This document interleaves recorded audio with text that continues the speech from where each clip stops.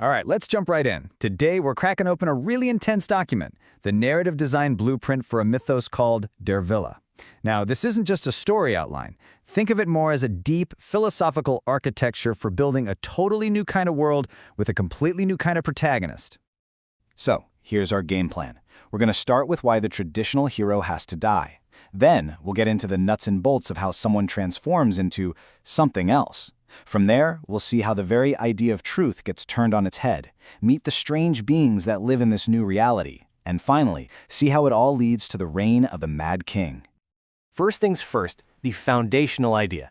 This whole mythos kicks off not with a hero failing, but with the deliberate, strategic demolition of the very concept of a hero. You see, the old ways have to be completely leveled before anything new can possibly grow in their place. And the source material, it doesn't pull any punches. It calls this a calculated liquidation.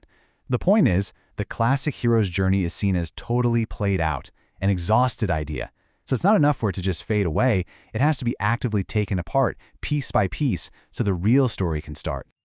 This slide really lays out the contrast, doesn't it?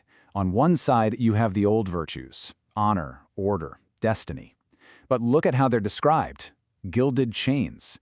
They're seen as things that lead to stagnation. Then, on the other side, you have the new reality. And what does it demand? A calculated descent into chaos. You have to embrace the madness to forge a truly sovereign will and become this Overman. Okay, so if the old world is toast and heroes are a thing of the past, how does the protagonist, Wotan, actually make that leap? How does he become this Overman? Well, this next part is all about the specific mechanics, the how-to of his transformation. The first tool in the toolbox is this concept called the Mad Runes. Now, these aren't just little symbols you draw. The blueprint describes them as a kind of corruptive technology. Their whole purpose isn't to help you understand reality, it's to help you deconstruct it, to shatter your own mind. They're literally called the alphabet of the void. In this chart just nails the difference. See, traditional runes, they're all about categorizing the world, putting everything in its proper place to stabilize reality. Mad runes do the exact opposite. They're built to cause linguistic corruption, a process that the text says hemorrhages humanity. You have to bleed out the human part to make room for something new. The second piece of the puzzle is chaos magic. And it's super important to understand this. It's not a bunch of spells Wotan learns to cast. It's a state of being that he fully inhabits. It's the difference between a blacksmith using a hammer and the blacksmith becoming the hammer. He is just raw, unfiltered will made real, a kind of divine lightning that hits the world directly. And when you become a force of nature like that, the world around you starts to warp. It creates what the blueprint calls the uncanny landscape. The outside world is no longer just a backdrop. It becomes a literal mirror of Wotan's broken mind. That line between what's in his head and what's real, it's just gone. Now all of this, the dead hero, the mad runes, the chaos magic, it's all building towards the most wild, most radical idea in this whole blueprint. And that's a complete reinvention of what the word truth even means. This is where things get really philosophical.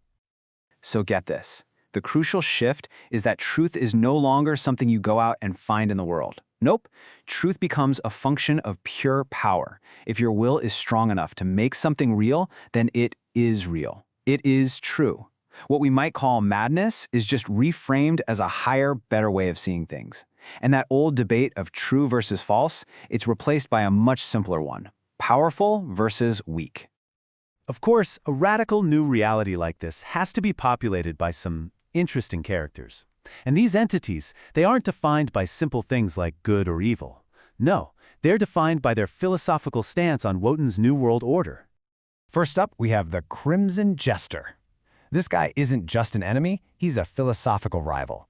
He looks at what Wotan is doing and basically says, that's not chaotic enough. He preaches something called agonizing joy, the idea that destruction is the only truly honest act, and that suffering should be embraced with ecstatic glee, for no reason at all. And then you've got Mephistopheles, the ultimate cynic. His power is fascinating because it comes from his absolute refusal to care. Wotan's reality-bending will just slides right off him because he sees the whole cosmic struggle as a pointless, stupid game. His apathy isn't weakness, it's his shield. Then there's the Inferno Council. You can think of them as the old bureaucratic middle management of hell. Their whole system is based on sin and punishment, but in Wotan's new world, suffering isn't a punishment, it's a tool for forging power.